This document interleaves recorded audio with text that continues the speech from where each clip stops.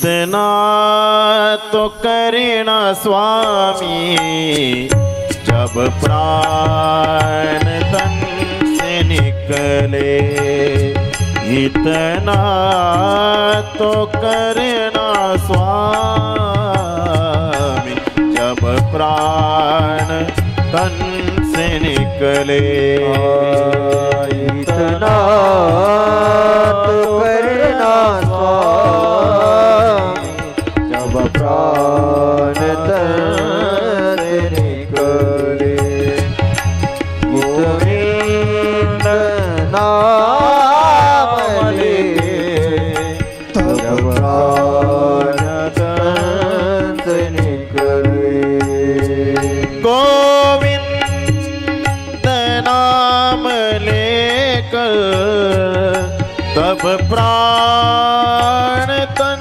से निकले, इतना तो करना स्वामी हे प्रभु गिरिधर तब प्राण तन से निकले, गोविंद नाम लेकर तब प्राण तन से निकले, इतना तो करना स्वामी जब प्राण तन से निकले, गोविंद नाम ले जब प्राण तन से निकले। हे ऐकल्याबरोबर कुंतीनं टाळी वाजवली आणि भगवान बोलू लागले, वा कशी चुकल म्हणले मागायला, माझी बहीण आहे. बघा असं याच कशी चुकल, माझी बहीण आहे, माझी बहीण आहे. हेच देवाकडे मागितलं पाहिजे महाराज. तुम्ही ऐकतायत ना, सर्वजण कथा ऐकतायत ना, देवाकडे हेच मागावं. काय मागावं? हेच. कारण प्रत्येकाच्या जीवनामध्ये दोन गोष्टी आहेत, एका बाजूला मृत्यू आहे आणि दुसऱ्या बाजूला जन्म आहे. जन्म आणि मृत्यू एकाच नाण्याच्या दोन बाजू आहेत. 1 रुपयाच्या नाण्याला दोन बाजू आहेत, छापा आणि काटा. माणसाचं जीवन तसंच आहे. जीवनात दोन सोहळे, देहाची या गावालिया जन्म मृत्यूच्या सोहळ्या ज्ञानोबा सांगतात ना, म्हणून या धनंजय आज या परी. मग देवाकडे हेच मागितलं पाहिजे. आयुष्यभरात किती संपत्ती कमवा, किती कमवा महाराज. तुम्ही ऐकतायत ना, इथं बरेच संपत्तीवान बसलेले आहेत माझ्यासमोर, प्रत्येकाकडे संपत्ती आहे. तुम्ही किती संपत्ती कमवली ती बरोबर नेणार आहे? मला वरबोट करून सांगा, मी घेऊन जाणार आहे म्हणून. कोण नेणार आहे? कोणीच नेणार नाही. कोण नेणार आहे? नाही ना. अरे एवढा मोठा सिकंदर राजा होता, काय नेलं सिकंदरानं? काय नेलं? खाली हात आया था, खाली हात जाएगा. आलता की नाही? तीच अवस्था तुमची आमची महाराज. देवाकडे हे मागू नका. आपण प्रत्येक जण देवाकडे सुख मागतो, संपत्ती मागतो.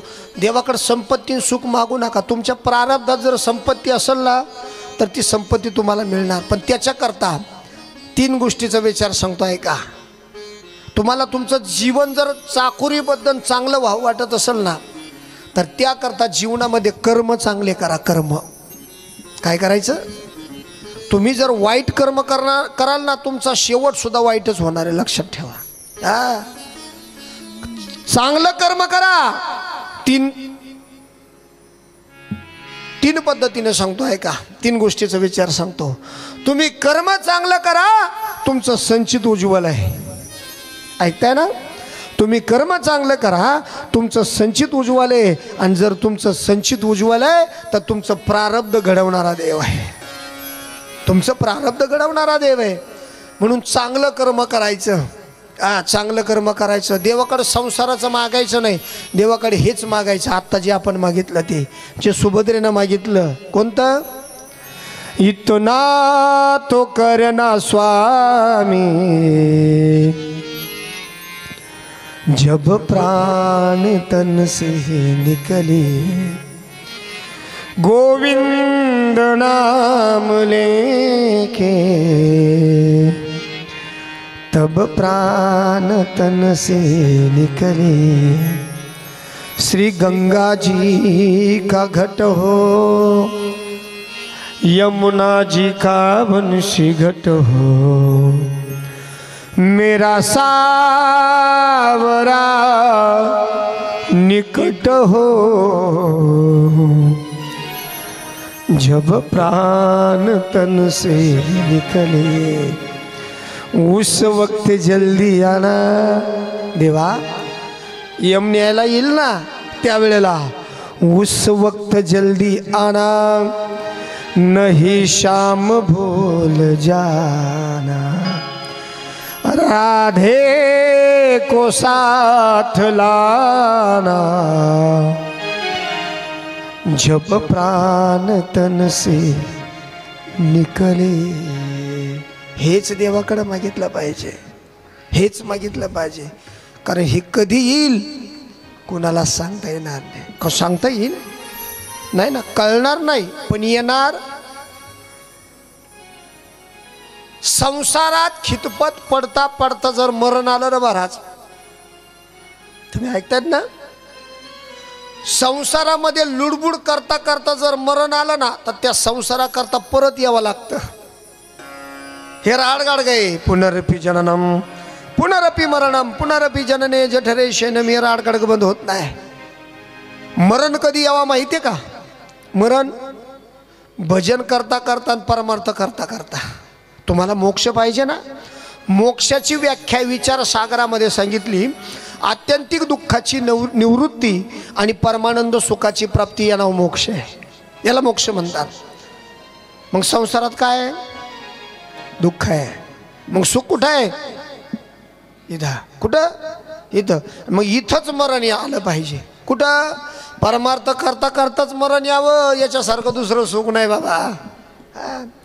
आयुष्यभर कसं वागायचं, हे लोक लुबाडायचं, कसं बोलायचं, कसं खायचं, कसं राहायचं, आणि मरायच्या टायमाला लोक म्हणतात अय राम म्हण राम म्हण. अरे आयुष्यभर मरा केलं तू, तुला कशाला शेवटच्या दिवशी शेवटच्या टायमाला राम येईल? जन्म जन्म मुनि जतन कराई, अंतरम कहियावत नाई. राम सिया राम जय जय राम. राम सिया राम जय जय राम जय जय राम जय जय राम. जन्म जन्म मुनी जतन कराई, अंतराम काही आवत नाही. आयुष्यभर साधना जर कराल तरच अंतकाळ समायला देवाचं नाव मुखातून निघल. आयुष्यभर माहे पोरण माहे पिंटीन माहेन काकान माहेन मुलन हे जर करीत बसले ना, आयुष्यभर पिंट्याची आईन पिंट्याची पप्पा आपण करीत बसतो. करतो की नाही? आयुष्यभर पिंट्याची आईन पिंट्याच्या पप्पा, आयुष्यभर पिंट्याची आई पिंट्याचा पप्पा करीत बसतो. मराच्या टायमाला पिंट्याच्या आई डोळ्यासमोर येते आणि पिंट्याच्या आईकडे पाहता पाहता जीव निघून जातो. परत पिंट्याच्या आई करता जन्माला ये नाही. आमचे तुकोबाराय म्हणतात, तुका म्हणे एक मरण्याची सरेन उत्तमाची उरे कीर्ती मागे. एकदा जन्माला चांगला संसार करा आणि चांगलं मारा, परत येणे नाही जाणे नाही. परत येणे नाही महाराज. आणि इथे येऊन काय करणार आहे? काय करणार इथे येऊन? इथं ते शेजारी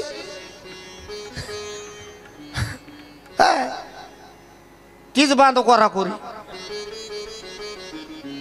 दुसरं काय इथे येऊन करायचं काय? एकदाच यायचं, एवढा चांगला संसार करायचा आणि त्या संसाराबरोबर एवढा चांगला परमार्थ करायचा आणि एक दिवस हे सगळं सोडून इथंच सोडून निघून जायचं. परत येणे नाही जाणे नाही. हा परमार्थ आहे आणि याच्याच करता जीवन जगलं पाहिजे. हेच जीवनाचं सार आहे. याच्याच करता जगलं पाहिजे आणि हेच जीवनाचं सार आहे. देवाकडे हेच मागितलं पाहिजे. याच्याकरता भागवत ऐकायचंय, याच्याकरता भागवत ऐकायचंय. मी पहिल्या दिवशी सांगितलं, आज पण सांगतो. अरे कोण्या राजा राजवाड्याची कथा नाही, ही तुमची आमची कथा आहे. राजा परीक्षिती कोण नाही, तुम्ही आम्ही सर्वजण परीक्षिती आहोत. त्यालाही 7 दिवसात मारायचं ना, आपल्याला सुद्धा ओनली 7 days. किती? 7 दिवस. एकदा का त्याचं बोलावणं आलं. आमच्या कबीर महाराज सांगतात, आएगा जब बुलावा हरि का, आएगा जब बुलावा हरि का,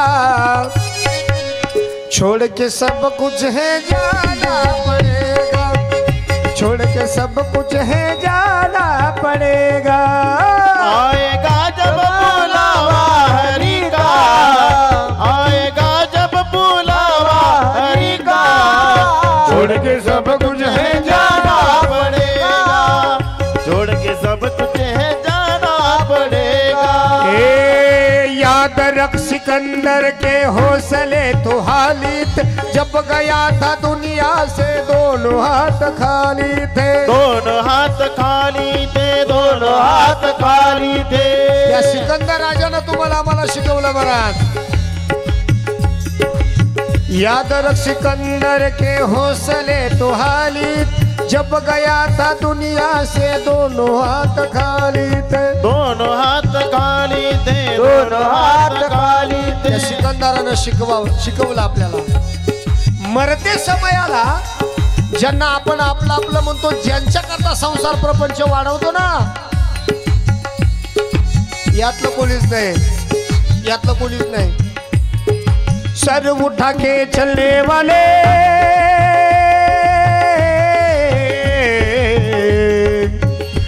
अरे सर उठा के चलने वाले एक दिन ठोकर खाएगा, चढ़ता सूरज धीरे धीरे,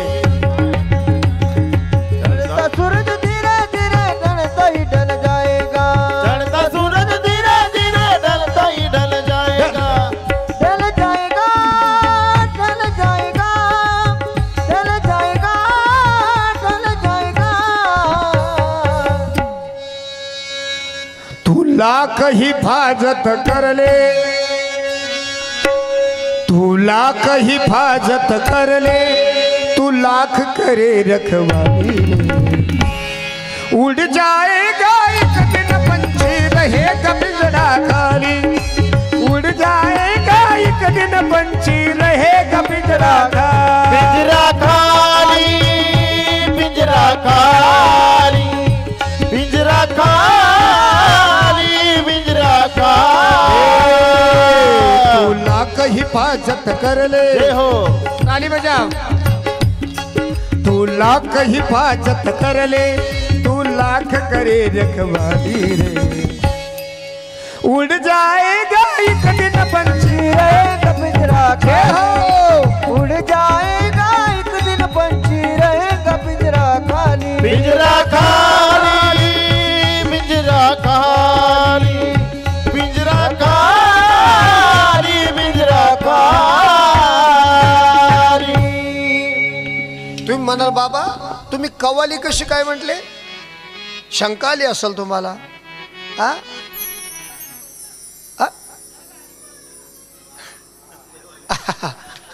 ऐका ना, ऐका ना, ही कव्वाली ना, कव्वाली किती वर्षाची हो? 50 वर्ष झाली असतील कदाचित। किती वर्ष? ह्या कव्वालानं आमच्या संतांचं वाङ्मय वाचलंय, आमची हिंदू धर्म संस्कृती सांगते। मी प्रूफ करून देतो तुम्हाला, मी प्रूफ करून देतो। या कव्वालानं आमच्या संस्कृतीमध्ये असणारे जे संत आणि या संतांचं वाङ्मय त्यांना अभ्यासलंय, आणि म्हणून त्याला हे शब्द सुचले। ऐका का शब्द सुचले? अरे आमच्या संतांचं वाङ्मय 400 वर्षापूर्वीच आहे। आमच्या नाथ बाबांना लिहून ठेवलं अगोदर। काय लिहिलं? या कव्वालीचे बोल काय आहेत?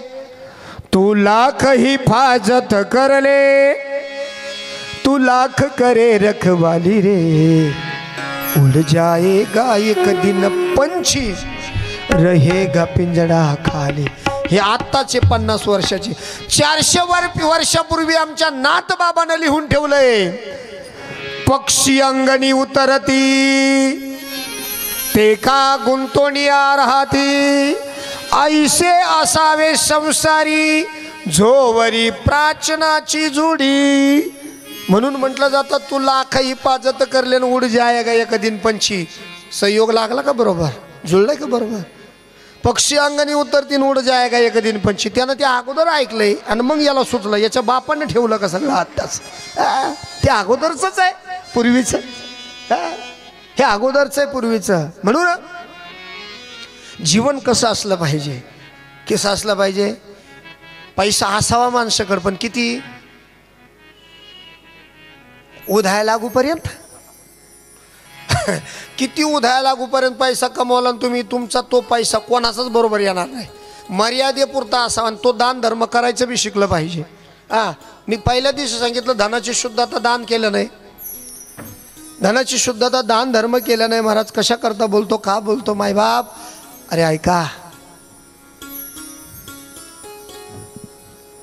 श्री कृष्ण गोविंद हरे मुरारी, श्री राधे हे नाथ नारायण वासुदेव. श्री कृष्ण गोविंद हरे मुरारी, हे नाथ नारायण वासुदेव. हे नाथ नारायण वासुदेव, हे नाथ नारायण वासुदेव. हे नाथ नारायण वासुदेव, हे नाथ नारायण वासुदेव. श्री कृष्ण गोविंद हरे मुरारी, हे नाथ नारायण वासुदेव. श्री कृष्ण गोविंद हरे मुरारी, हे नाथ नारायण वासुदेव. हे नाथ नारायण जय हो. वासुदेव, हे नाथ नारायण वासुदेव. श्री राधे हे नाथ नारायण वासुदेव, हे नाथ नारायण वासुदेव. श्री कृष्ण गोविंद हरे मुरारी, हे नाथ नारायण वासुदेव. श्री कृष्ण गोविंद हरे मुरारी, हे नाथ नारायण वासुदेव. वासुदेव भगवान की जय. या पद्धतीचं जीवन जगायला शिकलं पाहिजे महाराज, या पद्धतीचं. पण देवाकडे जर मागायचं असेल तर हेच मागितलं पाहिजे. काय? हेच मागावं. इतना तो करना स्वामी जब प्राण तन से निकले, गोविंद नाम लेके तब प्राण तन से निकले. सगळ्यात श्रेष्ठ मागणं सुभद्रेचं. सुभद्रेचं मागणं पूर्ण झालं. आता नंबर आला कुंतीचा. भगवान बोलू लागले, कुंती आत्याला बोलू लागले, कुंती आई साहेबाला बोलू लागले, आत्या मागा ना. म्हटले तुम्हाला काय मागायचं? कुंती म्हणले, देवा अरे काय मागू तुझ्याकडं? मागण्याच्या अगोदर सगळं तू मला दिलंस, काय मागू? नाही म्हटले, काहीतरी तुला मागावंच लागेल.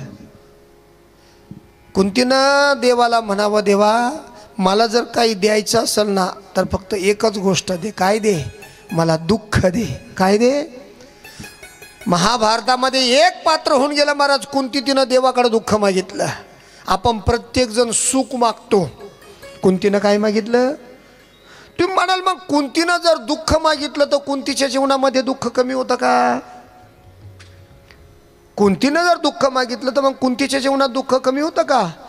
अरे कुंतीच्या जीवनात दुःख खूप होतं. ही जी कुंती आहे ना महाराज, ही शूरसेनाची मुलगी होती. शूरसेनाची मुलगी. तिचं नाव होतं पृथा. काय नाव होतं? पृथा. ही कुंती भोज राजानं दत्तक घेतली म्हणून तिचं नाव पडलं होतं कुंती. कुंती भोज राजानं दत्तक घेतली म्हणून तिचं नाव पडलं कुंती. आणि तिचा विवाह ज्याच्या बरोबर झाला त्याचं नाव आहे पंडू राजा. सगळा पांढरा फटाक होता महाराज. त्याला पांडूर नावाचा रोग झालेला होता. त्याला रोग झालेला होता. त्याच्याबरोबर तिचा विवाह. त्यालाही शाप होता, तू जर बायकोच्या अंगाला स्पर्श करशील तर मरून जाशील म्हटले. त्यानं दुसरी असणारी पत्नी माद्री तिच्या अंगाला स्पर्श केल्याबरोबर तो मरून पडला. आणि मला वाटतं ऐन तारुण्यामध्ये एखाद्या स्त्रीचा पती मरण पावणं याच्यासारखं मोठं दुःख तिच्या जीवनात दुसरं कोणतंच नाही. एवढं तिच्या जीवनामध्ये दुःख, तरी तिनं दुःखच मागितलं. अरे कुंती भोज राजाची कन्या असताना सुद्धा तिला कौरवाच्या दारामध्ये दाशी सारखं राहावं लागलं पती मरण पावल्यानंतर. मग दुःख कमी होतं का? खूप दुःख होतं तरी तिनं देवाकडे दुःखच का मागितलं? त्याचं कारण आहे महाराज. दुःख का मागितलं माहिती आहे का? कारण इथं बसल्यापैकी मी प्रत्येकांच्या मनातलं जाणतो. माझ्या सगट इथं बसलेले व्यासपीठावर महाराज म्हणे सगळ्यांचंच जाणतो. अरे तुम्हाला आम्हाला फक्त दुःखातच देवाची आठवण होते का नाही? सुखात होते. मग आमचे वैकुंठवासी रंगनाथ बाबा परभणीकर त्यांचं वाक्य ते म्हणतात, ते म्हणायचे लोकांची अवस्था कशी माहिती आहे का? लोक कसे, अंगाला आला ताप, देवा तू माझा बाप. अंगाचा गेला ताप, देवा तुझ्या बापाचा मी बाप. जीवनात दुःख आलं तर देवाला बाप म्हणायचं, आणि दुःख गेल्यानंतर हे परभणीकर बाबांचे वाक्य आहेत. मग दुःखच का मागितलं? कारण दुःखामध्येच देवाची आठवण होते, सुखात देवाची आठवण होत नाही. इथं नरेंद्र महाराजांचा भक्त परिवारापैकी कोणी आहे का? स्वामी नरेंद्र महाराजांची भक्ती करणार कोणी आहे का इथं? नाही. नरेंद्र महाराजांचं एक भक्तिगीत, एक पुस्तक आहे भावगीताचं. त्या भावगीतामध्ये फार सुंदर वाक्य लिहिले महाराज त्यांनी. हे दुःखाच्या सागरात लोटा गुरुनाथा, दुःखाच्या सागरात लोटा गुरुनाथा, सुखात स्मरण तुमचे होत नाही आता, सुखात स्मरण तुमचे होत नाही आता. दुःखाच्या सागरात लोटा गुरुनाथा, दुःखाच्या सागरात लोटा गुरुनाथा, सुखात स्मरण तुमचे होत नाही आता, सुखात स्मरण तुमचे होत नाही आता. स्वामी नरेंद्र महाराजांचं भजन आहे. दुःखाच्या सागरात लोटा गुरुनाथा, सुखात स्मरण तुमचे होत नाही आता. सुखात देवाची आठवण होणारच नाही महाराज.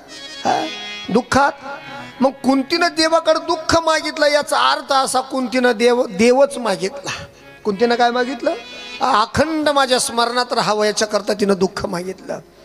श्रेष्ठ मागणं त्या ठिकाणी महाराज सगळ्यांचं मागणं पूर्ण झालं.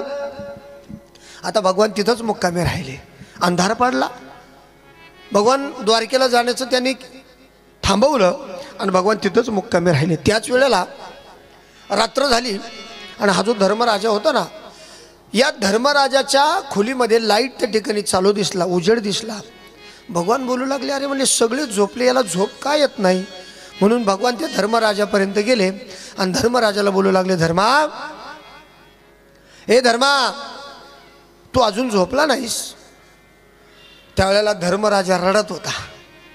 का रडत होता माहिती आहे?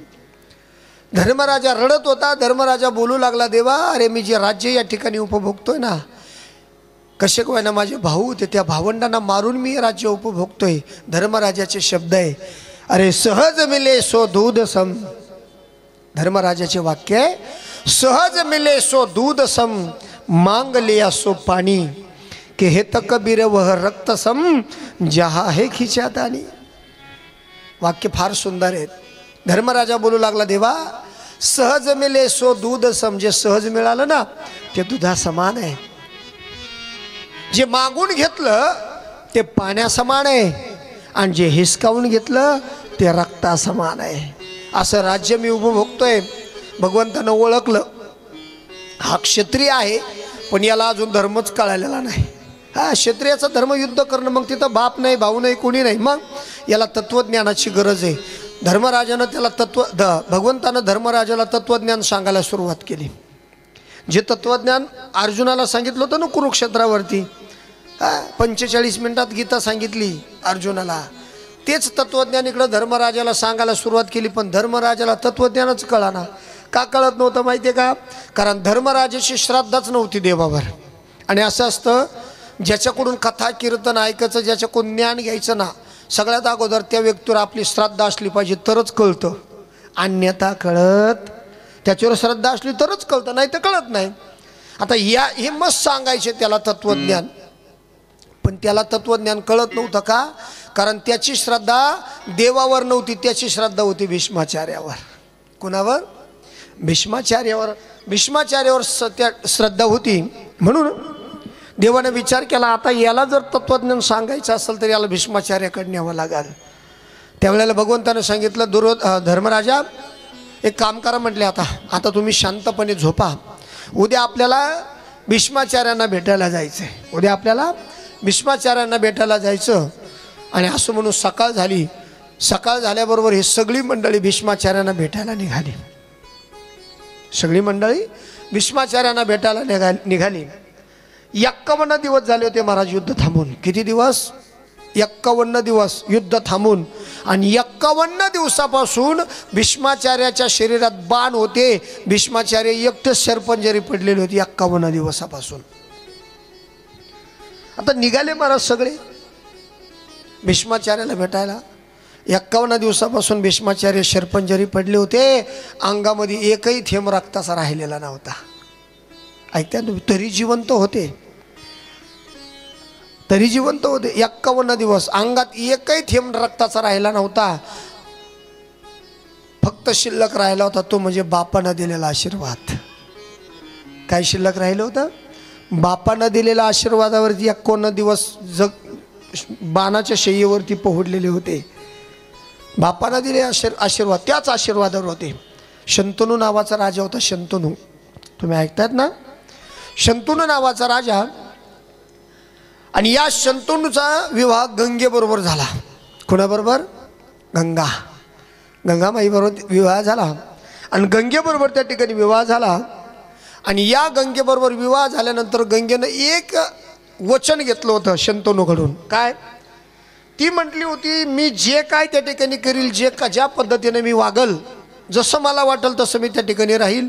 तुम्ही मला कुठल्याही गोष्टीवर प्रश्न विचारायचा नाही. काय म्हणले? शंतनूला गंगेनं सांगितलं होतं, तुम्ही कोणत्याच बाबतीत मला टोकायचं नाही. मी जे करील ते मला करू द्यायचं. मला जर तुम्ही प्रश्न विचारला तर मी आल्या पावली निघून जाईल. काहीच बोलत नव्हतं शंतनू. नेमकं झालं का? हिला मुलगा झाला का ही तो मुलगा पाण्यात नेऊन सोडायची. तुम्ही ऐकतात ना? मुलगा झाला का पाण्यात नेऊन सोडायची. असं करता करता गंगेनं 7 मुलं पाण्यात नेऊन सोडली. किती मुलं? 7 मुलं पाण्यात नेऊन सोडली. आणि 8व्यांदा त्या ठिकाणी तिला मुलगा झाला. 8व्यांदा तिला मुलगा झाला. याला फार वाईट वाटायचं, महाराज एवढे मुलं त्या ठिकाणी झाली, पाण्यात सोडती, मुलगा झाला का पाण्यात सोडती. पण याला बोलता येत नव्हतं, कारण ती म्हणली होती, मला जर विचारलं, मला जर काही बोलले तर मी निघून जाईल. पण 8व्यांदा ज्या वेळेला मुलगा पाण्यात सोडायला निघाली त्याच वेळेला शंतनूने तिचा हात पकडला. गंगा, अगं एवढं तरी राहू दे म्हणले. 7 पाण्यामध्ये सोडली, एवढं तरी राहू दे. एवढं तरी राहू दे म्हणल्यानंतर तिनं लगेच महाराज त्या बाळाला शंतनूच्या हातात दिलं आणि सांगितलं, मी तुम्हाला सांगितलं होतं मला तुम्ही प्रश्न विचारायचा नाही, मला काहीच त्या ठिकाणी बोलायचं नाही. तुम्ही मला प्रश्न विचारला, मला टोकलं नाही म्हणले. हा तुमचा मुलगा तुमच्या ताब्यात घ्या, मी चालले. आल्या पावली गंगा पुन्हा पाण्यामध्ये निघून गेली. आता छोटासा मुलगा, त्या मुलाचं संगोपन शंतनू करतोय. मुलगा लहानचा मोठा होऊ लागला. मुलाचं नाव ठेवलं देवव्रत. काय नाव ठेवलं? देवव्रत. मुलाचं नाव ठेवलं देवव्रत. मुलगा लग्नाच्या वयात आला आणि शंतनूला लग्न करण्याची इच्छा झाली. पहा, मुलगा लग्नाला आला आणि बापाला लग्न करण्याची इच्छा झाली. त्यानं सत्यवती पाहिली. सत्यवती, कोळ्याची मुलगी. हिचं चरित्र आपण ऐकलं ना रे कधी? काल. कोण होती ही? हिचं चरित्र ऐकलं ना तुम्ही? आलं ना ध्यानात? लिंक लागली ना? असं भागवत ऐकलं पाहिजे, लिंक लागली पाहिजे. ती सत्यवती कोळ्याची मुलगी, ती या शंतनूनं पाहिली आणि त्याला आवडली, त्याच्या मनातच भरली.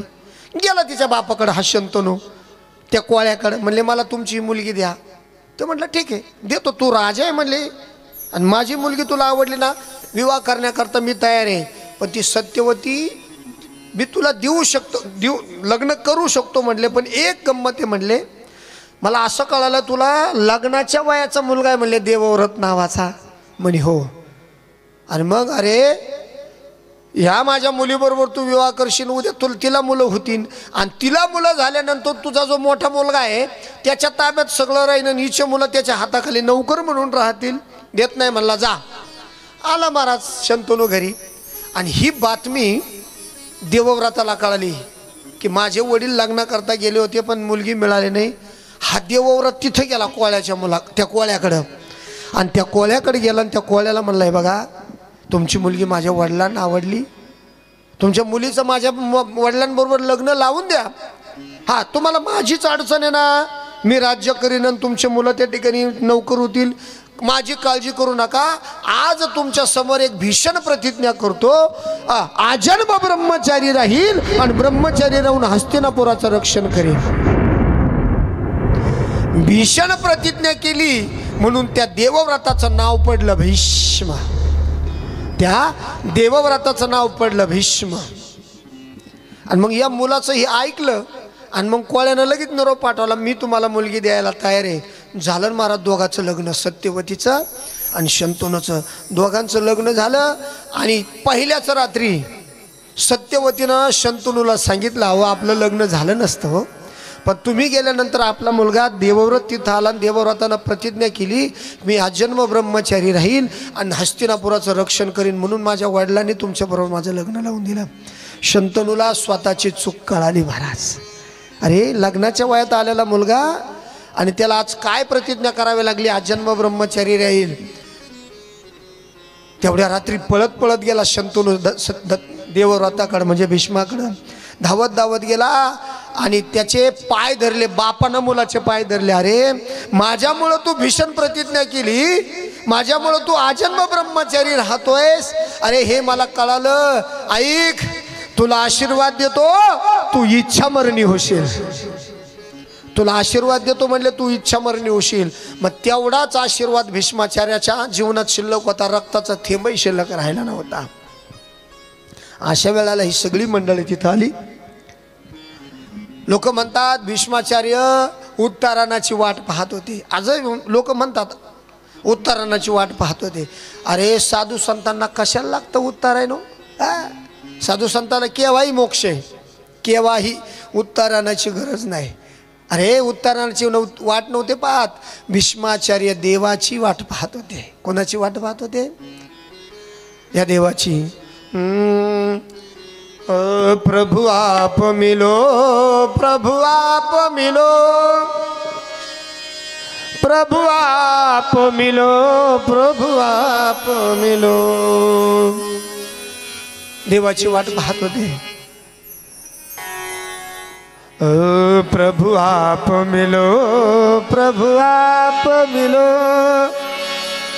प्रभु आप मिलो, प्रभु आप मिलो.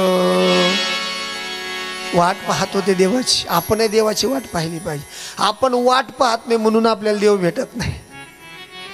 सोपी गोष्ट आहे.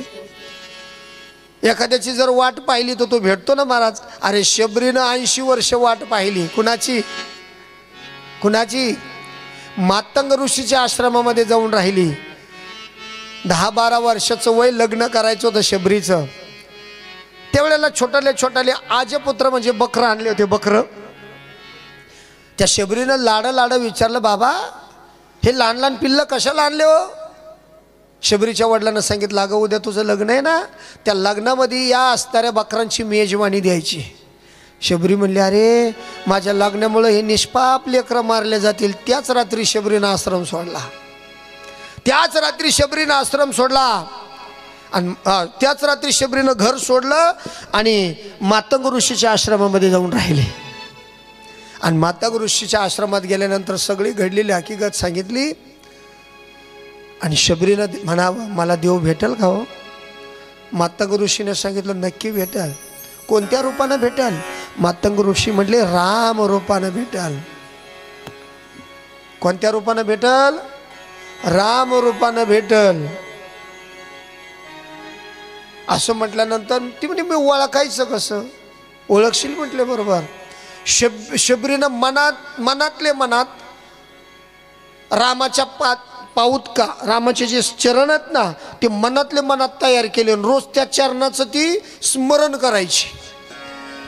शबरी मगन है राम भजन में, राम दरस की आस ही मन में.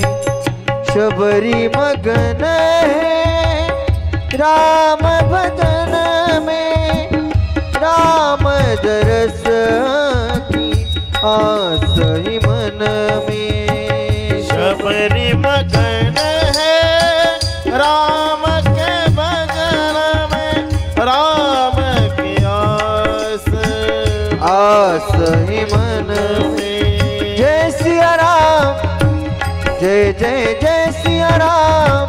शबरी मगन है राम भजन में, देखो ले राम को इस जीवन में, राम दरस की आस ही मन में।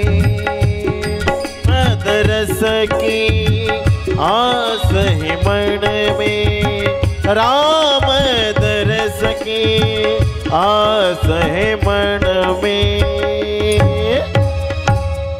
तुमची एक परवानगी घ्यायची मला। आज 10:30 वाजले चालतील ना? मला काय, मी लगेच कट मारून पुढे निघून जाईल, पण तुम्ही चांगलं ऐकतात मला वाटतं सगळंच सांगावा, चालेल ना? अरे मोठ्याने म्हणा ना हो म्हणून। हा चालेल, ठीक आहे।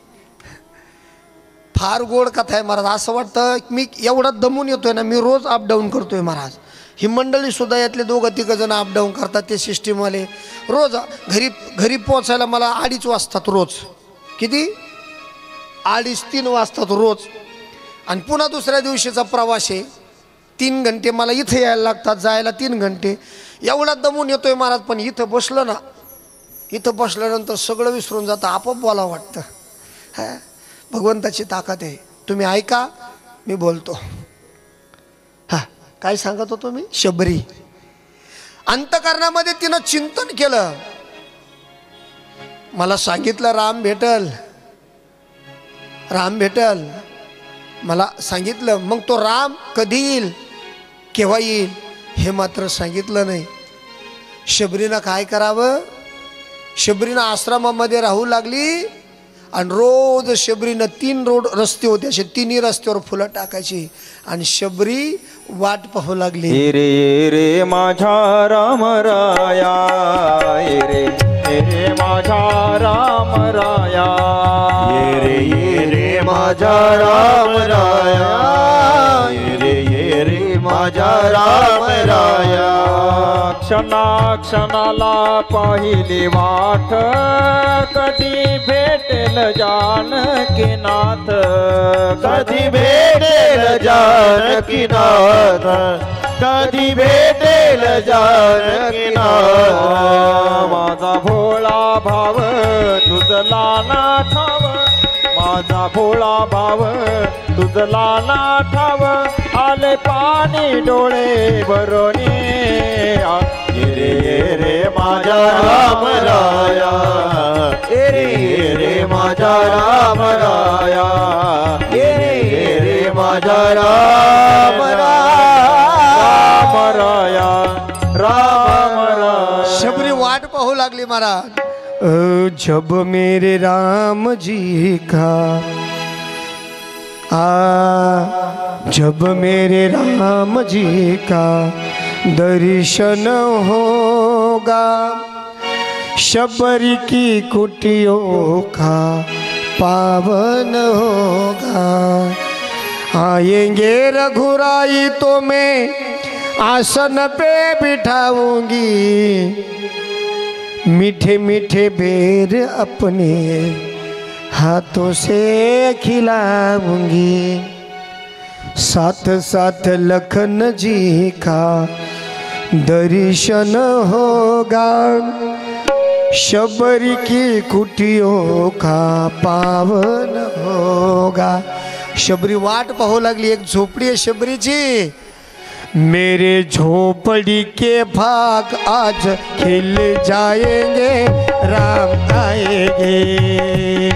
मेरे झोपड़ी के भाग आज खिल जाएंगे, राम आएंगे। मेरे झोपड़ी के भाग आज खुल जाएंगे, राम आएंगे। मेरे झोपड़ी के भाग आज खुल जाएंगे, राम आएंगे।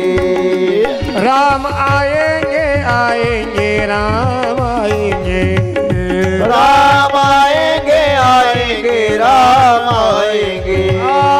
राम आएंगे तो अंगना सजाऊंगी, राम आएंगे तो अंगना सजाऊंगी।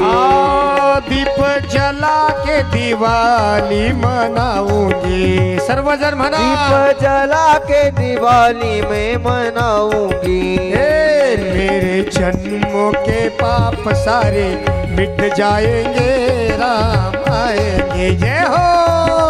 झोपड़ी के भाग आज खुल जाएंगे, राम आएंगे। जय हो। मेरे झोपड़ी के भाग आज खुल जाएंगे, राम आएंगे। हे बघा, 9:15 वाजले, 9:15 कळलंच सुद्धा नाही टाईम.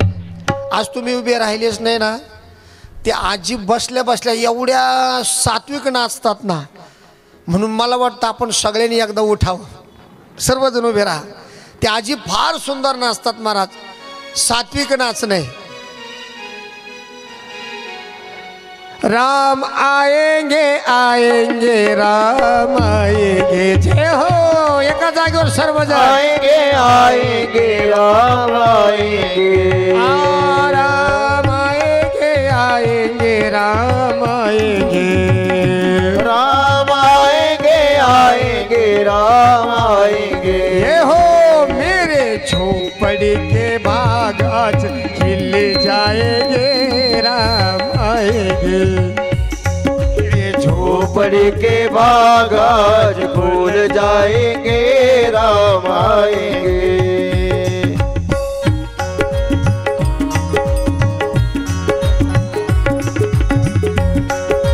जय हो. ए राम आएंगे तो अंगना सजाऊंगी. राम आएंगे तो अंगना सजाऊंगी. दीप जला के दिवाली मनाऊंगी. दीप जला के दिवाली में मनाऊंगी. मेरे जन्मों के पाप सारे मिट जाएंगे, राम आएंगे. झोपड़ी के बाग आज खुल जाएंगे, राम आएंगे. जय हो. मेरे झोपड़ी बाग आज खुल जाएंगे, राम असं आएंगे. गोल करा सर्वजण रोजच्या सारखं. झोपड़ी के बाग आज खुल जाएंगे, राम आएंगे. हे राम झूलेंगे तो पालना झूलाऊंगे. राम झूलेंगे तो पलना सजाऊंगी. राम झूलेंगे तो पालना झूलाऊंगी. राम झूलेंगे तो पालना झूलाऊंगी. मीठे मीठे भजन सुनाऊंगी. मीठे मीठे भजन सुनाऊंगी. मेरे जिंदगी के सारे दुख मिट जाएंगे, राम आएंगे. झोपड़ी के बाग आज खुल जाएंगे, राम आएंगे. मेरे झोपड़ी के बाग आज खुल जाएंगे, राम आएंगे. मेरा जन्म सफल हो जाएगा. मेरा जन्म सफल हो जाएगा. तन झूमेगा और मन गाएगा. तन झूमेगा और मन गाएगा. राम सुंदर मेरी किस्मत का चमकाए, राम आएंगे. मेरे झोपड़ी के बाग आज खुल जाएंगे, राम आएंगे. जय हो. मेरे झोपड़ी के बाग आज खुल जाएंगे, राम आएंगे. मेरी झोपड़ी के बाग आज खुल जाएंगे, राम आएंगे. राम राम आएंगे, राम आएंगे आएंगे राम आएंगे, राम आएंगे आएंगे राम आएंगे, राम आएंगे आएंगे राम आएंगे। जय हो। मेरे झोपड़ी के भाग आज खिल जाएंगे राम आएंगे, मेरे झोपड़ी के भाग आज खिल जाएंगे राम आएंगे, मेरे झोपड़ी के बाग आज खुल जाएंगे राम आएंगे, मेरी झोपड़ी के बाग आज खुल जाएंगे राम आएंगे। प्रभु रामचंद्र भगवान की जय। बसा बसा बसा।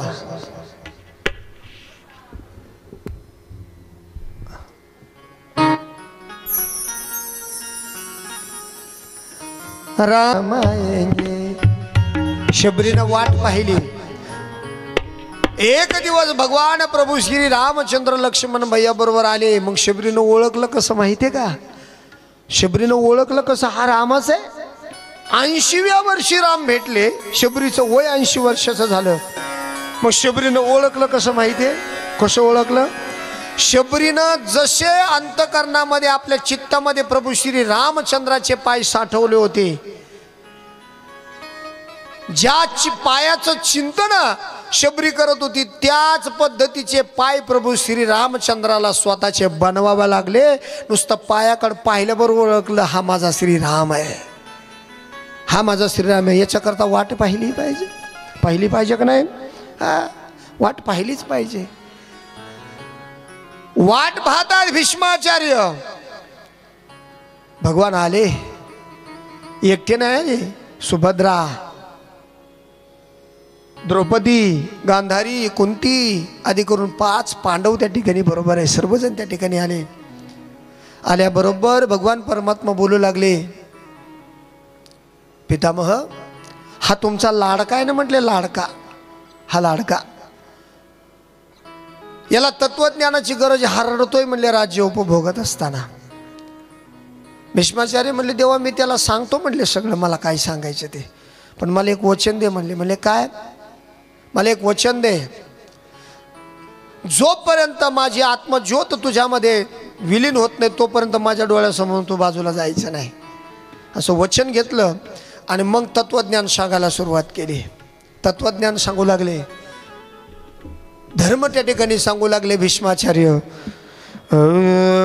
दान धर्मान राजधर्मान मोक्ष धर्मान विभागशा श्री धर्मान भगवत धर्मान समासभ्यास संयोगतः सांगू लागले। ऐक म्हणले, दान धर्म करावा, धर्म सांगू लागले धर्मराजाला। दान धर्म त्या ठिकाणी करावा, राजधर्म सांगू लागले, मोक्ष धर्म सांगू लागले। सांगू लागले, अरे राजानं स्त्रियावर होणारा अत्याचार उघड्या डोळ्यानं पाहू नये, हा धर्म आहे म्हटले तुझा। हे सांगत असताना कोणीतरी हसलं। कोण हसलं म्हणले? ही द्रौपदी हसली। विचारलं, द्रौपदी का हसली? म्हणले काय नाही, असं सहजच असले। म्हणजे अरे सहज हसू नये, घरंदाज स्त्री असं बळच कोणासमोर हसत सुद्धा नाहीत, मग तू का हसली? ती म्हणे, मला हसू असं आलं, तुम्ही माझ्या नवऱ्याला इकडं धर्म सांगताय ना, तत्वज्ञान। पितामह मला सांगा ना म्हटले, ज्या वेळेला दुःशासन त्या ठिकाणी माझं वस्त्र हरण करत होता त्यावेळेला कुठे गेला होता म्हणजे तुमचं तत्वज्ञान, कुठे गेला होता तुमचा धर्म? भीष्माचार्य म्हणले, अगं त्यावेळेला उघड्या डोळ्यानं पाप पाहिलं म्हणून तर मला शरपंजरी पडावं लागलं। भीष्माचार्य बोलू लागले, उघड्या डोळ्यानं पाप पाहिलं म्हणून शरपंजरी पडावं लागलं, अशी अनेक कारणं त्या ठिकाणी सांगितले जातात।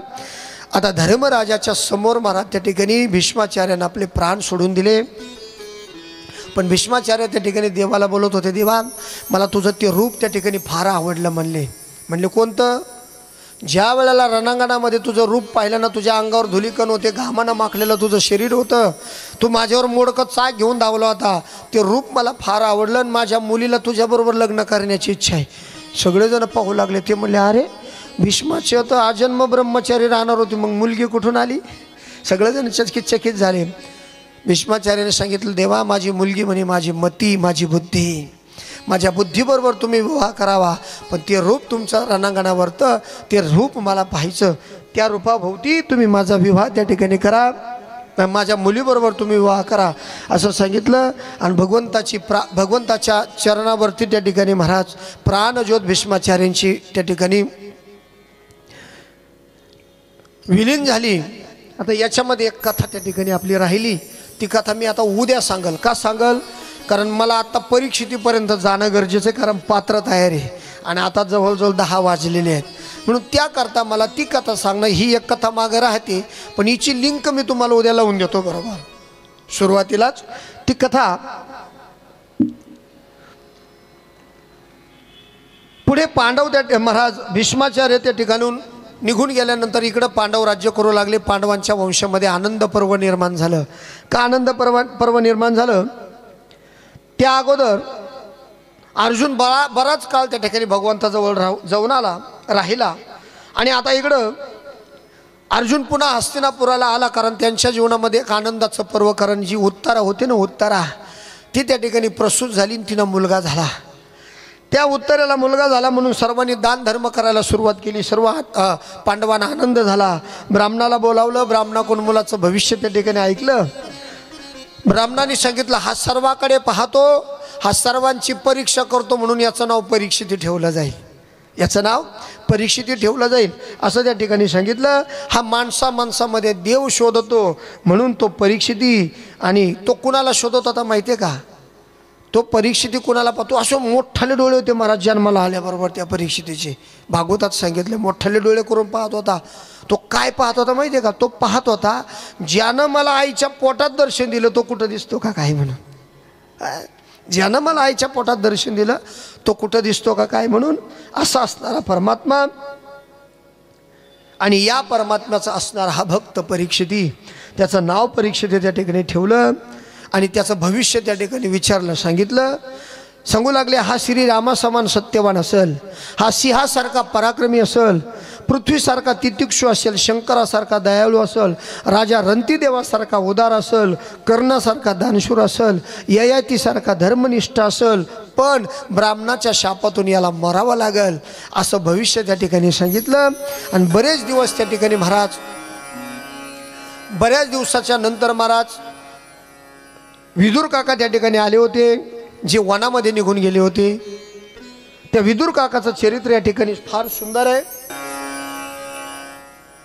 ते चरित्र सुद्धा आपण उद्या पाहूया. ह्या 2 कथा मी उद्या सांगतो, कारण त्यांना वेळ लागणार आहे सांगायला, त्यांना वेळ लागणार. मी फक्त परीक्षिती सांगून घेतो, मग आपण थांबूया, कारण ही कथा 10 आणि 15 मिनिटात सांगून होणार नाही. दोन्ही कथा मी उद्या बरोबर तुम्हाला लिंक लावून देतो, त्याची लिंक लावून देतो.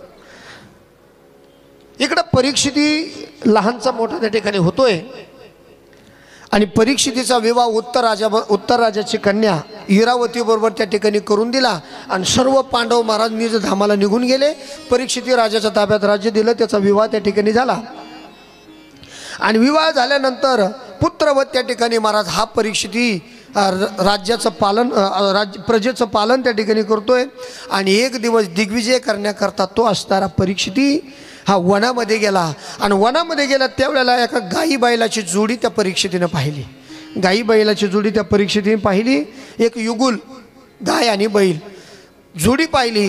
त्या बैलाला एक काळा भिन्न पुरुष आसुडानं मारत होता आणि त्या बैलाचे 3 पाय तोडलेले होते. हा बैल 4 पायावर उभा होता. 4 पाय त्याचे होते, 4 पाय त्याचे 4 पाय होते. त्या तप, शौच, दया आणि सत्य असे 4 पाय होते. त्याच्यापैकी तप, शौच, दया 3 पाय तोडलेले होते आणि फक्त सत्य या पायावर तो बैल त्या ठिकाणी उभा होता. तो बैल दुसरा तिसरा कोणी नसून साक्षात धर्म आहे, साक्षात धर्म आहे. आणि त्याच्या शेजारी ते गाय उभी होती. त्या बैलाला जो मारत होता तो दुसरा तिसरा कोणी नसून तो साक्षात कली होता, कारण आता कलियुगाला सुरुवात होणार होती ना. तो कली होता आणि तो कली त्या धर्माला मारत होता. आणि त्याच्या शेजारी जी गाय होती ती गाय होती पृथ्वी आणि ती पृथ्वी रडत होती, ती पृथ्वी रडत होती. त्याच वेळेला त्या ठिकाणी हा परीक्षित राजा आला आणि या परीक्षितीनं महाराज त्या कलीबरोबर युद्ध केलं आणि कलीला त्या ठिकाणी महाराज युद्धामध्ये हरवलं. कली परास्त झाला, कली त्या ठिकाणी परास्त झाला आणि कली त्या ठिकाणी परास्त झाला. या परीक्षित राजानं त्याला साकलदांडानं बांधूनच टाकला. कलीला बांधून टाकलं. तो कली गेल्या गाया वाया करू लागला. म्हणले अहो मी वैष्णव आहे, मला देवानं पाठवलं. म्हणले आता कलियुगाला सुरुवात होणार आहे, मला मुक्त करा, मला मुक्त करा त्या ठिकाणी, असं त्या ठिकाणी बोलू लागला. आणि मग त्याला 4 ठिकाणं दिले राहण्याकरता कलीला. किती? 4 ठिकाणं. कुणी? या परीक्षित राजानं 4 ठिकाणं दिले. काय काय दिले? दूतांचं, मद्यांचं, पिशितांचं, वेश्या. 4. किती ठिकाणे दिले? 4 ठिकाणं. दूतांचं, मद्यांचं, पिशितांचं, वेश्या. दूत म्हणजे जुगारामध्ये कली आहे. जुगारामध्ये काय? कली. आता काय करू, शॉर्टकट सांगावं लागेल मला, पटकन तिथपर्यंत जाणार आहे ना. दूतांचं, मद्यांचं, पिशितांचं, वेश्या. 4. दूत म्हणजे जुगारामध्ये कली आहे. जुगार कळतं तुम्हाला? जुगार आत्ता तर बाया सुद्धा खेळत येत, मोठमोठे क्लब आहेत त्याचे. जुगार कळत ना तुम्हाला? जुगारात काय? कली. कली. त्याच्यानंतर श्रीसंग, व्यभिचारामध्ये कली आहे. मद्यपान, मद्यपान माहिती तुम्हाला? नाही माहिती आहे? दारू, दारूमध्ये कली आहे. हिंसा, नाही आता नाही, आता नाही, वेळ नाही माझ्याकडं. ते शूटिंग काढत होते, माझी शूटिंग एवढी चालू ना पुढं. हिंसा, हिंसा, हिंसा कोणत्या जीवाची जर हिंसा त्या ठिकाणी करत असाल तर त्याच्यात सुद्धा कली आहे. आणि 4 ठिकाणं दिल्यानंतर कली रडायला लागला. ते म्हणले माझं 4 ठिकाणात जमतच नाही, मग मला अजून 1 ठिकाण पाहिजे. मग त्याला 5वं ठिकाण दिलं. सोनं. सोनं माहिती आहे तुम्हाला? सोनं, सोनं, हा सोनं, सोनेवाले सोना नाही, ते सोनं माहिती आहे ना तुम्हाला? त्या सोन्यात कली आहे. आता असं आहे बरं का, भागवतामध्ये सोन्यात कली सांगितला आणि गीतेमध्ये सोन्यात देव सांगितला. 2 वेगवेगळे भाग आहेत. गीता याच्यामध्ये सोन्यात काय सांगितला? देव. आणि भागवतात कली. तुम्ही म्हणाला असं कसं? कली आहे आणि देव आहे. आहे ना महाराज. जे सोनं स्वतःहून कमवलेलं असतं ना त्याच्यामध्ये देव असतो. आणि जे सोनं लुबाडून आणलेलं असतं ना, हुंड्यात, हुंड्यात, हुंड्यात सोनं घेतात ना लोक, हुंड्यात आणलेल्या सोन्यात कली राहतो. महिला मंडळाला लय आवडतं सोनं घ्यायला हुंड्यात. मा पोरग, मा सोनं काय नाटापाटाचं का? मग हुंडा दे म्हणते 10-10 तोळे. अरे पण त्या सोन्या पायी तो सोनं तो कवा लांब जातं सोनाच्या मागं, हे तुला कळत नाही. म्हणून सोनेवाले सोना नाही. सासूला वाटतं सोनं घेतलं पाहिजे हुंड्यात, घे सोनं, पण तो सोनं तो आहे सोना मागच पाळणारी एक ना एक दिवस. आता शिकाळाला कुसुमा मावशीला सोन्या नाही, पण तुम्हाला कळालं ना तशी मी काय बोलतो ते. हा सोनेवाले सोना नाही, सोन्यात कली. 5 ठिकाणं दिले. आणि त्याच वेळेला असणारा राजा परीक्षिती मुरगया करण्याकरता वनामध्ये गेला. आणि वनामध्ये जात असताना राजाला तहान लागली. राजा भजन करत करत वनाच्या दिशेनं गेला. त्याला तहान लागली. सरोवर होतं पण शम्यक ऋषीचा आश्रम दिसला आणि त्याला वाटलं या वनामध्ये जाऊन मी आता पाणी पिऊयात. असं म्हणून राजा भजन करत करत शम्यक ऋषीच्या वनामध्ये गेला. श्री कृष्ण गोविंद हरे मुरारी, हे नाथ नारायण वासुदेव. श्री कृष्ण गोविंद हरे मुरारी, हे नाथ नारायण वासुदेव. श्री कृष्ण गोविंद हरे मुरारी, हे नाथ नारायण वासुदेव. हे नाथ नारायण वासुदेव, हे नाथ नारायण वासुदेव. हे नाथ नारायण वासुदेव, हे नाथ नारायण वासुदेव. श्री कृष्ण गोविंद हरे मुरारी, हे नाथ नारायण वासुदेव. श्री कृष्ण गोविंद हरे मुरारी हे नाथ नारायण वासुदेव भगवान की जय। राजा मृगया करण्याकरता वनामध्ये गेला आणि शमीक ऋषीचा आश्रम त्या ठिकाणी पाहिला। शमीक ऋषी साधनेमध्ये होते, महाराज ध्यान करत होते। राजा तिथे गेला आणि राजा शमीक ऋषीला त्या ठिकाणी बोलू लागला, महाराज थोडं पाणी मिळेल का प्यायला? शमीक ऋषी ध्यानस्थ होते। शमीक ऋषीला काही समजलं नाही। पुन्हा थोड्या आवाजात, उंच आवाजात त्या ठिकाणी राजा बोलतोय, महाराज थोडं पाणी मिळेल का प्यायला? तरी त्या ठिकाणी शमीक ऋषीने ऐकलं नाही। राजा आणखीन थोड्या मोठ्या आवाजात बोलू लागला, महाराज अहो थोडं पाणी मिळेल का प्यायला? तरी शमीक ऋषी त्या ठिकाणी डुलत नाही, हलत नाही, महाराज ध्यानस्थ आहेत। आता परीक्षित राजा विचार करू लागले, म्हणले अरे हा नाटक करतोय, म्हणले हा मुद्दाम त्या ठिकाणी जागा होत नाही, म्हटले याला अद्दलच घडवतो। इकडं तिकडं पाहिलं, एक मेलेला सर्प त्या ठिकाणी परीक्षितीने पाहिला। परीक्षित राजाने एक मेलेला सर्प पाहिला। तो मेलेला सर्प आपल्या बाणाच्या टोकावर उचलला। मेलेला सर्प बाणाच्या टोकावर उचलला आणि शमीक ऋषीच्या गळ्यामध्येच त्या ठिकाणी टाकून दिला। शमीक ऋषीच्या गळ्यामध्ये तो सर्प त्या ठिकाणी टाकून दिला आणि राजा परीक्षिती त्या ठिकाणी महाराज पुन्हा माघारी निघून गेला। राजा परीक्षिती निघून गेल्याबरोबर त्या ठिकाणी शमीक ऋषीचा मुलगा, त्याचं नाव होतं शृंगी। तो शृंगी आपल्या वडिलांच्या आश्रमामध्ये त्या ठिकाणी आला। तो शृंगी आपल्या वडिलांच्या आश्रमामध्ये त्या ठिकाणी आला आणि आल्यानंतर त्यानं पाहिलं माझ्या वडिलांच्या गळ्यामध्ये कोणीतरी सर्प त्या ठिकाणी टाकलाय, म्हणून अगोदर गळ्यातलं सर्प त्या ठिकाणी काढून बाजूला फेकून दिला। महाराज राग आला महाराज शृंगीला। कमंडलू मधून हातात पाणी घेतलं आणि बोलला, अरे ज्यानी कुणी माझ्या वडिलांच्या गळ्यामध्ये मेलेला सर्प टाकला असेल त्याला 7 दिवसामध्ये सर्पदंशानं मारावा लागेल, असा शाप देऊन टाकला। तेवढ्यात एक गौरांग नावाचा मित्र होता मला शृंगीचा, तो त्या ठिकाणी धावत आला आणि तेवढ्यात शमीक ऋषी त्या ठिकाणी महाराज समाधीतून बाहेर आले। शमीक ऋषी समाधीतून बाहेर आले आणि शमीक ऋषीला घडलेला सर्व प्रकार त्या ठिकाणी कळाला की या शृंगीनं, माझ्या मुलानं परीक्षित राजाकडून जे घडलेलं कृत्य, त्या कृत्याच्या बदल्यामध्ये माझ्या मुलानं त्या असणाऱ्या परीक्षित राजाला शाप दिला। म्हणून परीक्षित राजाला शाप दिला। शमीक ऋषीला फार वाईट वाटलं, कारण परीक्षित पांडवांचा वंशज आहे।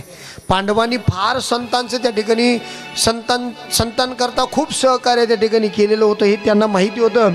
यज्ञ बंद पडत होते त्यावेळेला पांडव त्या ठिकाणी धावून आले आणि त्याच परीक्षितीला शाप मिळाला म्हणून वाईट वाटलं। लगेच परीक्षितीला निरोप पाठवला, परीक्षित राजाला निरोप पाठवला शमीक ऋषींनी। ज्या राजाला शाप मिळाला त्या राजाला कळायला पाहिजे तुला 7 दिवसामध्ये मरायचे, हा शाप मिळाला। हा निरोप शमीक ऋषी गौरांगाकडून महाराज राजा परीक्षितीपर्यंत पोहोचला आणि परीक्षितीपर्यंत पोहोचल्यानंतर तोपर्यंत परीक्षिती राजानं आपल्या डोक्यातला मुकुट जमिनीवरती काढून ठेवला। मुकुट जमिनीवरती काढून ठेवल्याबरोबर महाराज परीक्षित राजा भानावर आला, कारण त्यानं जो मुकुट घातलेला होता ना तो जरासंघाचा मुकुट होता आणि त्यातल्या त्यात तो सोन्याचा होता।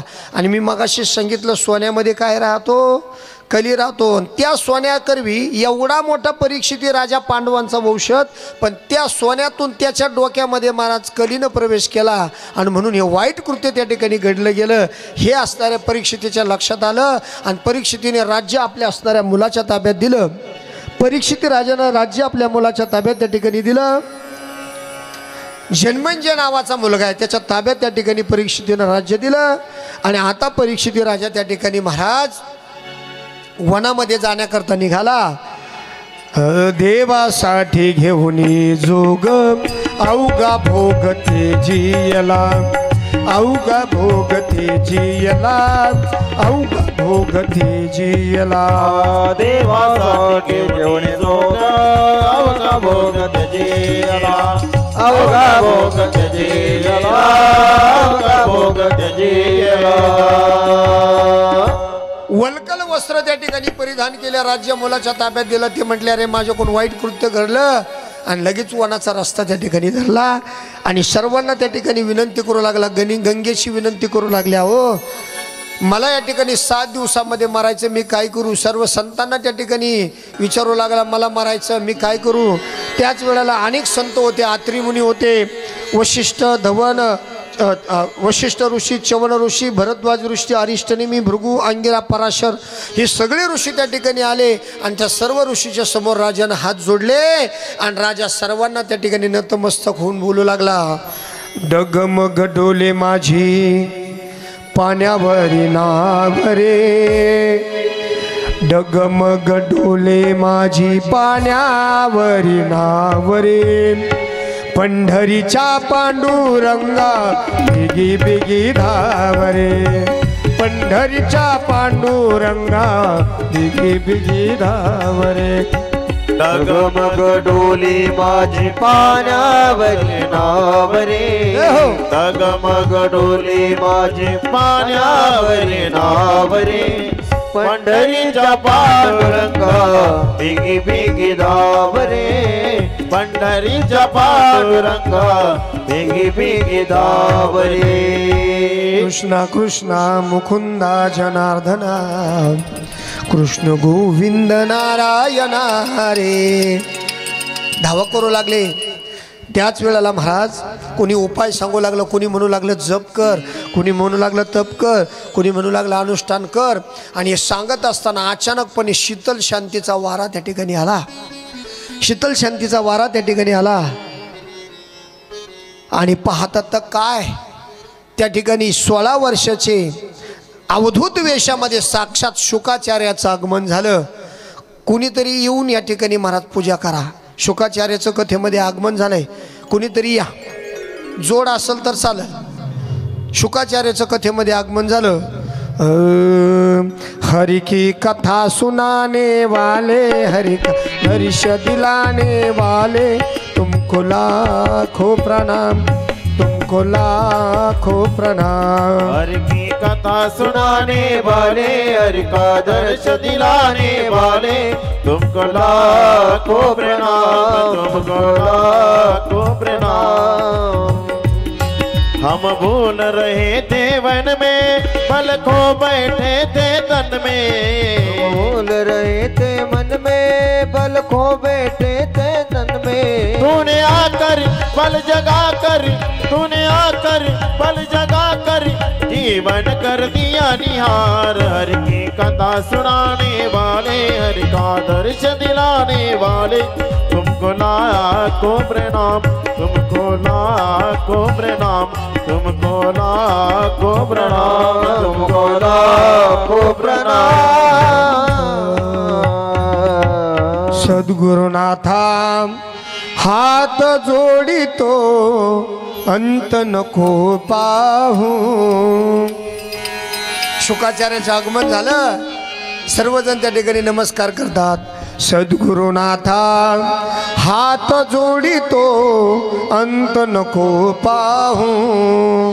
उकलोनी मनीचे हित गुज सारे, वद कवना दाऊ. शुक जी जिनका नाम है, शुक तलवन का धाम है. शुक जी जिनका नाम है, शुक तलवन का धाम है. ऐसे व्यास दुलारे को बारंबार प्रणाम है. ऐसे व्यास दुलारे को बारंबार प्रणाम है. ऐसे व्यास दुलारे को बारंबार प्रणाम है. ऐसे व्यास दुलारे को बारंबार प्रणाम है. शुकाचार्याचं आगमन झालं. आता शुकाचार्य का आले, कशा करता आले, हा सगळा भाव आहे तो आपण उद्या पाहूया. शुकाचार्य असे अचानक का आले, त्यांना कोणी बोलावलं नाही काय नाही, मग का आले, हा भाव आपण उद्या सुरुवातीलाच पाहूया. आजची कथा या ठिकाणी विराम पावते. उद्याच्या कथेमध्ये फार सुंदर सुंदर प्रसंग आहेत महाराज. उद्या आज जसे आपण वेळेत आलो तसे सर्वजण उद्या वेळेत या. आजची कथा या ठिकाणी विराम पावते. आरतीची तयारी